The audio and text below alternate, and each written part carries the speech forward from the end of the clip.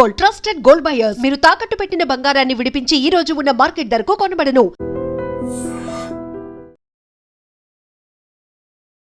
రైతు భరోసాకి సంబంధించిన నిధులు ఎప్పుడేస్తాయని రైతులు వెయిట్ చేస్తున్నటువంటి టైంలో దీన్ని కూడా పూర్తి స్థాయిలో రాజకీయాని కోసం వాడుకునే ప్రయత్నం చేస్తున్నాయి అన్ని రాజకీయ పార్టీలు. గతంలో అదే జరిగింది, ఇప్పుడు కూడా అదే జరిగింది అనేటువంటిది పూర్తి స్థాయిలో ఆరోపణలు అయితే వస్తున్నాయి.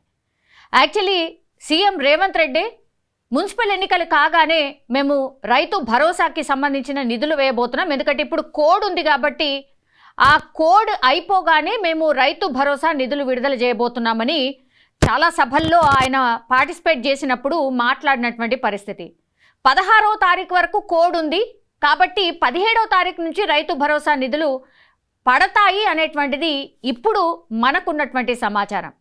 అది కూడా 8 నుంచి 9 రోజులలో. గతంలో కూడా రైతు భరోసాకి సంబంధించిన నిధులు కూడా 9,000 కోట్లు 9 రోజులలో రిలీజ్ చేసింది రాష్ట్ర సర్కార్. అదేవిధంగా ఈసారి కూడా జరగబోతోంది అనేటువంటిది సంకేతాలు అయితే వెలువడుతున్నాయి. ఎందుకు అన్నప్పుడు ఈ నిధులు ఇప్పుడు ఎందుకు వేస్తున్నారు అనేటువంటిది అతిపెద్ద చర్చ.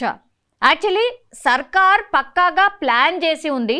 మొన్న పంచాయతీ ఎన్నికలు జరిగినాయి, తర్వాత మున్సిపల్ ఎన్నికలు జరిగినాయి, ఇప్పుడు ఎంపీటీసీ జెడ్పీటీసీ ఎన్నికలకు పూర్తి స్థాయిలో సన్నాహాలు చేస్తోంది రాష్ట్ర సర్కార్. అది కూడా నోటిఫికేషన్ ఎప్పుడు అంటే 23 ఈ నెల 23 లేదంటే 24వ తారీఖున నోటిఫికేషన్ రాబోతోంది ఎంపీటీసీ జెడ్పీటీసీ ఎన్నికలకు సంబంధించి. మొన్న ఢిల్లీకి వెళ్ళిండు రేవంత్ రెడ్డి. సో అధిష్టానంతో అన్ని చర్చలు జరిపి అన్ని దగ్గరల నుంచి పర్మిషన్ తీసుకున్న తర్వాత 23, 24వ తారీఖున జెడ్పీటీసీ ఎంపీటీసీకి సంబంధించిన నోటిఫికేషన్ రాబోతోంది. ఖచ్చితంగా ఇది జరగబోతోంది.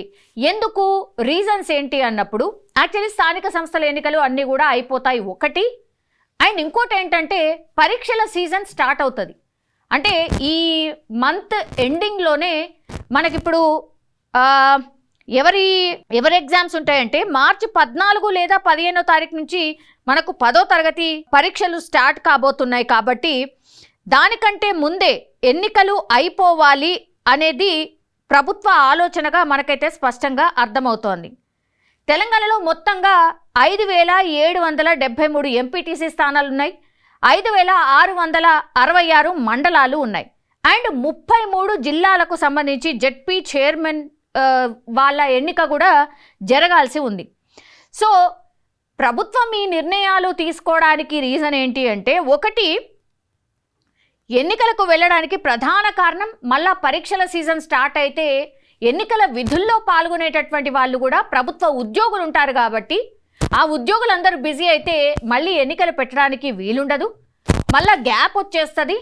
మళ్ళీ ఆ తర్వాత ఎన్నికలు పెట్టాల్సింది కేవలం జిహెచ్ఎంసీకి మాత్రమే ఉంటాయి అనేది ప్రభుత్వ నిర్ణయానికి మనకైతే అర్థమవుతుంది స్పష్టంగా. సో 23, 24వ తారీఖున ఈ ఎన్నికల నోటిఫికేషన్ రిలీజ్ చేసి తర్వాత పూర్తి స్థాయిలో ఎన్నికలు ఫినిష్ చేసిన తర్వాత నెక్స్ట్గా ఓన్లీ జిహెచ్ఎంసీ ఎన్నికలు మాత్రమే బ్యాలెన్స్. ఎందుకంటే జిహెచ్ఎంసీ పరిధి కూడా మారిపోయింది, 150 నుంచి 300 కాబోతున్నాయి కాబట్టి దానికి సంబంధించి గ్రౌండ్ వర్క్ చేస్తూ ఉన్నారు. సో టైం పట్టే అవకాశం ఉంటుంది కాబట్టి ఆ ఎన్నికల్ని ఇంకొక 3-4 నెలలు మేబీ ఆగస్ట్ సెప్టెంబర్లో నిర్వహించాలి అని ఒకవైపు కసరత్తు జరుగుతోంది. దానికి సంబంధించిన పూర్తిస్థాయి గ్రౌండ్ వర్క్ జరుగుతోంది. సో స్థానిక సంస్థల ఎన్నికలు పూర్తిగా ఇప్పుడే ఫినిష్ చేసేస్తే ఇక స్థానికంగా ఉన్నటువంటి అభివృద్ధి కార్యక్రమాలు మిగతావన్నీ కూడా అట్లాగే పార్టీకి సంబంధించి ఎవరైతే ఆల్రెడీ పదవులు ఆశిస్తూ ఉన్నారో వారిని నిరుత్సాహపరచకుండా వాళ్ళందరినీ కూడా అకామిడేట్ చేసినట్టు అవుతుంది అనేది ప్రభుత్వ ఆలోచనగా స్పష్టంగా అర్థమవుతోంది. అండ్ ఇంకోటి ఏంటంటే గెలుపు ఒక వేవ్ అంతా కూడా కాంగ్రెస్ వైపు ఉంది కాబట్టి ఆ వేడిలోనే ఈ ఎన్నికలు కూడా ఫినిష్ చేసేస్తే పూర్తి స్థాయిలో స్థానిక ఎన్నికలు ఫినిష్ చేసినట్టు అవుతుంది. సో వాళ్ళ కార్యక్రమాల్లో నిమగ్నం అయిపోతూ ఉంటారు. అండ్ జిల్లాల పరిధిలో మొత్తంగా ఈ స్థానిక ఎన్నికలకు సంబంధించిన ప్రక్రియ పూర్తవుతోంది. ఇది ప్రభుత్వ ఆలోచనగా మనకైతే కనిపిస్తోంది. సో ఇక్కడ ఏంటంటే 17వ తారీఖు నుంచి మనకు కౌంట్ చేసిన 16 ఈ ఎన్నికలకు సంబంధించిన ఏమంటారు నిబంధనలు ఏవైతే ఉంటాయో అది వెళ్ళిపోతుంది, కోడ్ ఏదైతే వెళ్ళిపోతుందో. సో 17వ తారీఖు నుంచి రైతు భరోసా నిధులు కేవలం 5 ఎకరాల వరకు మాత్రమే ఈ నిధులు అందబోతున్నాయి. ప్రభుత్వం చాలా స్పష్టంగా దానికి సంబంధించిన సంకేతాలు కూడా ఇచ్చింది.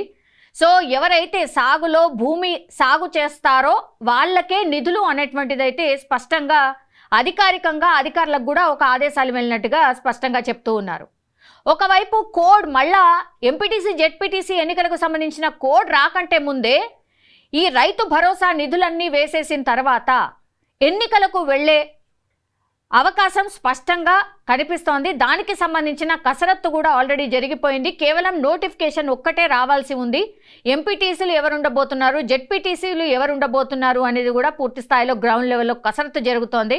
33 జిల్లాలకు సంబంధించిన చైర్మన్లు కూడా ఎవరు ఉండాలి ఏంటి అనేది కూడా గ్రౌండ్ లెవెల్లో కసరత్తు అయితే సాగుతున్నటువంటి పరిస్థితి. ఇప్పుడు కాంగ్రెస్ పెద్ద ఎత్తున సీట్లు గెలుచుకుంటుంది కాబట్టి కాంగ్రెస్ వైపే పెద్ద ఎత్తున మొగ్గు చూపే అవకాశం ఉంది అనేటువంటిది కూడా స్పష్టంగా సంకేతాలు అయితే అందుతున్నాయి. కాబట్టి ఒకవైపు రైతు భరోసా నిధులు విడుదల చేసి ఆ తర్వాత ఎన్నికలకు అంటే ఎంపీటీసీ జెడ్పీటీసీ ఎన్నికలకు వెళ్ళే అవకాశం అయితే స్పష్టంగా కనిపిస్తోంది.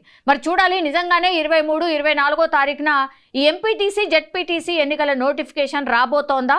యాజ్ పర్ మనకున్నటువంటి సమాచారం మేరకైతే ప్రభుత్వం ఈ ఆలోచన దిశగానే ముందుకు వెళ్తున్నట్టుగా స్పష్టంగా అర్థమవుతోంది.